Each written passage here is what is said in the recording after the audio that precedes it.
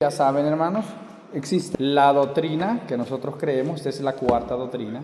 Nosotros creemos que hay un enemigo de la humanidad, por decir así. Enemigo en el sentido de que él está para causar daño y está para acusar a nuestros hermanos y está para ser, se puede decir, el que nos hace las cosas difíciles a nosotros. Entonces, en esa perspectiva tenemos a Satanás o el diablo. Y en Juan 8:44 el Señor dice: vosotros, le decía a los malos, vosotros sois hijos de vuestro padre el diablo, porque los deseos de vuestro padre queréis hacer. Por eso dice también: de un árbol bueno, ¿qué va a salir? Fruto bueno.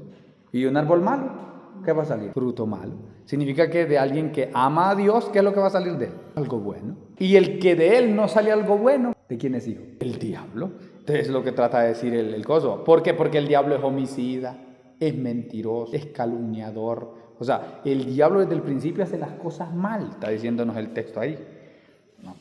Hablando del diablo. Los objetivos de esta doctrina, que vamos a ver ahora, es describir al enemigo de la humanidad, que es el diablo, su origen, de dónde salió, su naturaleza y su propósito. Porque también hasta el diablo tiene propósito.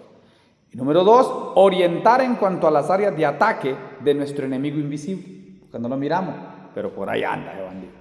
Prepararnos para no caer en las redes del engaño y la esclavitud del adversario. Esas son las tres cosas que vamos a ver aquí. Se puede decir que podríamos dividirlo en tres etapas.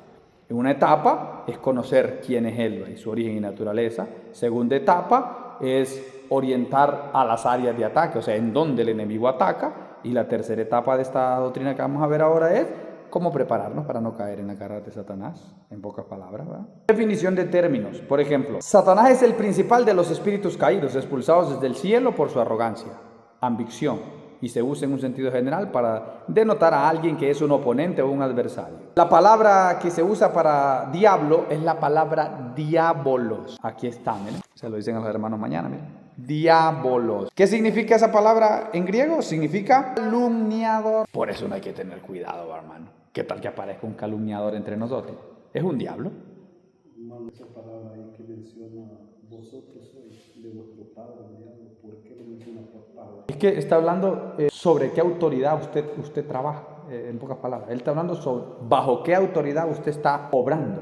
O sea que No está hablando en el término de crear, sino está hablando en el término de la autoridad sobre la que usted trabaja. Nosotros trabajamos bajo la autoridad de Cristo. Se podría decir que Él es nuestro Padre, que bajo su autoridad nosotros trabajamos. Incluso en el nombre de Cristo hacemos todo, bajo su autoridad. O sea que se convierte una persona ahí como dice siempre la misma escritura, que es algo fuerte, pero la Biblia lo habla.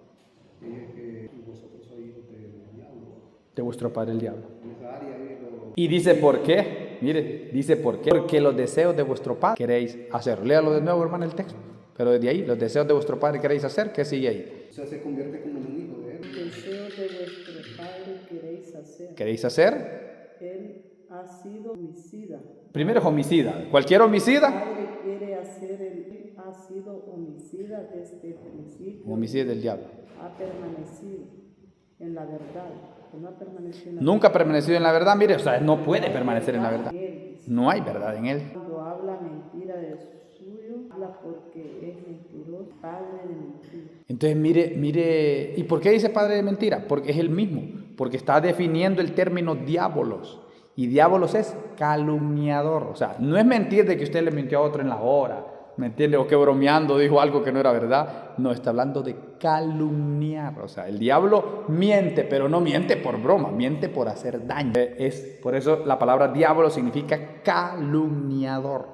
Ya ustedes saben ahí lo que aparece en Juan 8:44. El origen de Satanás es un poquito difícil de explicar, porque lo único que sabemos es que una parte de los ángeles se rebeló en el cielo y se cree que el líder de ellos era lo que nosotros consideramos que Satanás o Luzbel se convirtió en Satanás. Entonces nosotros creemos eso. Ese pudo haber sido el origen de Satanás.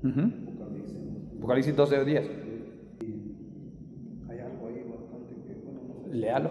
Donde dice, entonces es una gran voz en el cielo, que decía, ahora ha venido la salvación, el poder y el reino de nuestro Dios, la autoridad acusadora. Ahí no lo pone como diablo, mire, lo pone como acusador. Y es la misma palabra, diablo. Bueno, yo me hacía en mí mismo esta pregunta. Cuando él fue lanzado, le dice, y el reino de nuestro Dios, y la autoridad de su Cristo, porque ha sido lanzado fuera el acusador de nuestros acusaba delante de nuestro Dios día y noche. Día y noche. Bueno, yo meditaba en esta palabra porque siempre a veces se habla.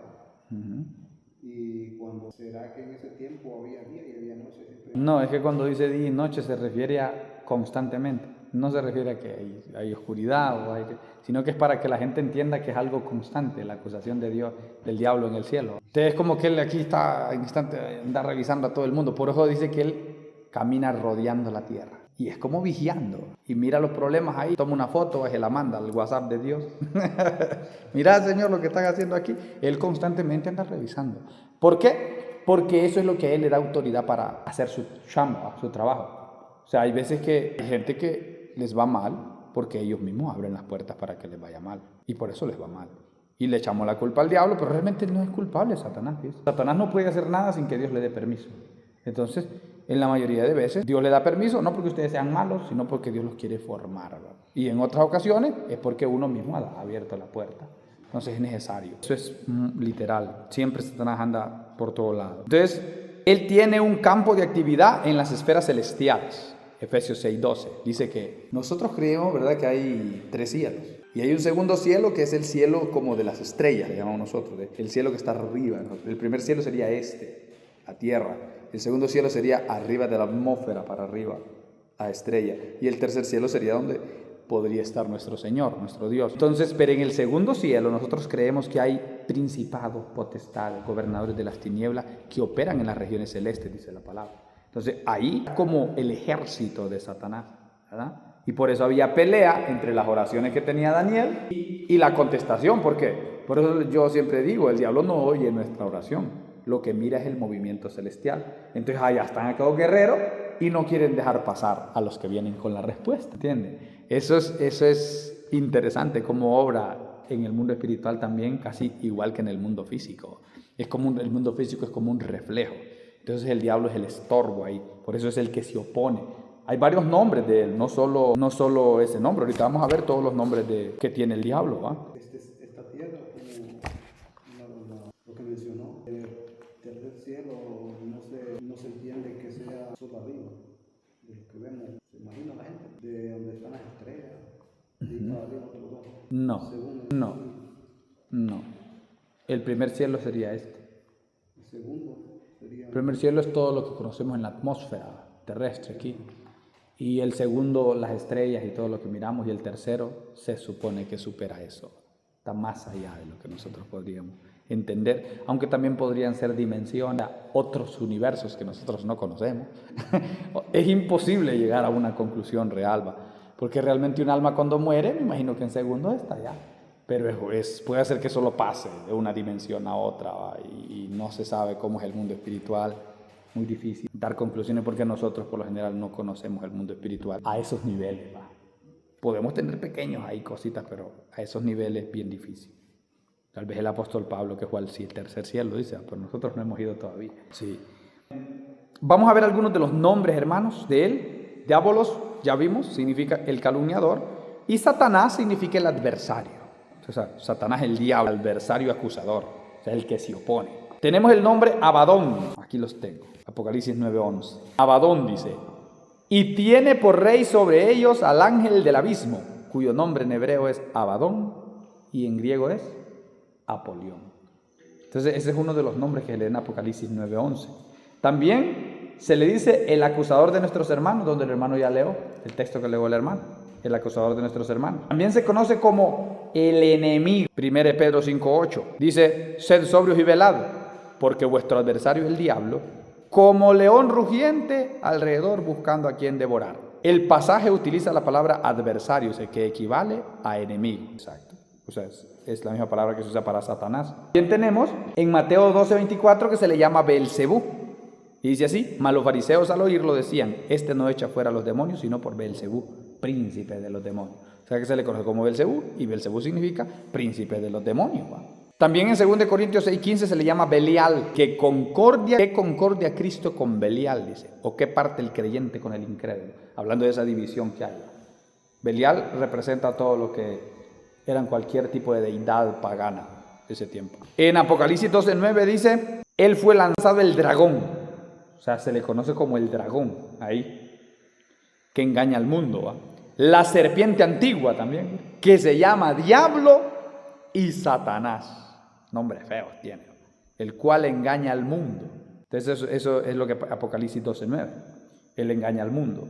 También se le conoce como el maligno en Mateo 13:19. Dice, cuando alguno oye la palabra del reino y no la entiende, viene el maligno y la arrebata lo que fue sembrado. Y el padre de mentira en Juan 8:44, que ya lo acabamos de leer ahí, padre de mentira.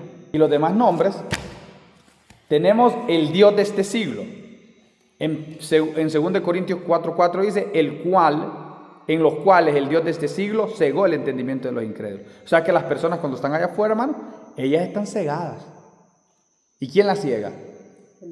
El Dios de este siglo, el enemigo, el adversario, la serpiente antigua, el dragón, el enemigo de nosotros, de la humanidad. También se conoce como el homicida, en Juan 8:44, que ya lo leímos también. También se le conoce como serpiente antigua, que ya lo leímos también, Apocalipsis. El príncipe de este mundo, Juan 12:31. Dice así, ahora es el juicio de este mundo, dice, y ahora el príncipe de este mundo será echado fuera. Se conoce también como el príncipe de la potestad del aire, en Efesios 2:2. Dice así, en los cuales anduviste en otro tiempo, siguiendo la corriente de este mundo, conforme al príncipe de la potestad del aire, el espíritu que ahora opera en los hijos de desobediencia. Por eso le digo, la gente obra y a causa de la obra que hace, ellos permiten que ese espíritu se mueva en ellos. Por eso dice, vuestro padre el diablo. ¿Por qué? Porque los deseos de vuestro padre queréis hacer. ¿Y cuáles son los deseos del padre? Acusar. Del padre el diablo, de ellos. Acusar mintiendo. O sea, acusar mintiendo. Eso es horrible, ¿no? Es horrible. También se le conoce como el tentador en Mateo 4:5. Y dice en Mateo 4:5, y vino el tentador y le dijo, si eres hijo de Dios, di que estas piedras se conviertan en pan. El tentador. O sea que el enemigo anda ahí cerquita de usted, mire, a ver en qué puede fallar usted. Y ahí le pone su tentacioncita. Ahí ya sabe cuál es la tentación del hermano Ismael, y anda cerquita ahí, sigilosamente la serpiente va y le dice, ve, ¿por qué no comes de ese árbol? Mira lo que rico, come de ese fruto. Y entonces, por eso es que él se considera el enemigo de la humanidad. No porque él nos pueda hacer daño, porque él no puede hacernos ningún daño a nosotros, a menos de que Dios le dé permiso, pero siempre anda buscando, ¿verdad?, como una entrada, una forma.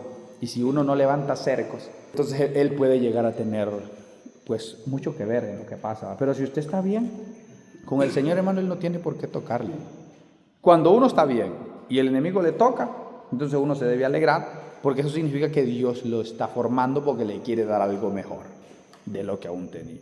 Es cierto que Job pasó una tribulación terrible, pero dice la Biblia que Dios le dio el doble después de lo que tenía. Entonces eso es una ventaja de los que sirven al Señor. Cuando sufren es porque van a mejorar.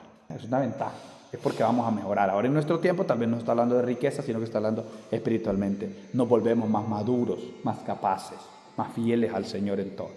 Eso es importante que lo notemos. Lo que la Biblia dice del enemigo de la humanidad dice, el diablo tiene un objetivo general para usted, su familia y sus enemigos y sus amigos. Devorarlos. Él quiere devorarlos. Según 1 Pedro 5:8. Dice, él anda como león rugiente buscando a quién? Devorar. Entonces una de las cosas que Satanás hace con nosotros es esa. Él quiere devorarnos a nosotros, nuestras familias y todo. Así que debemos estar preparados.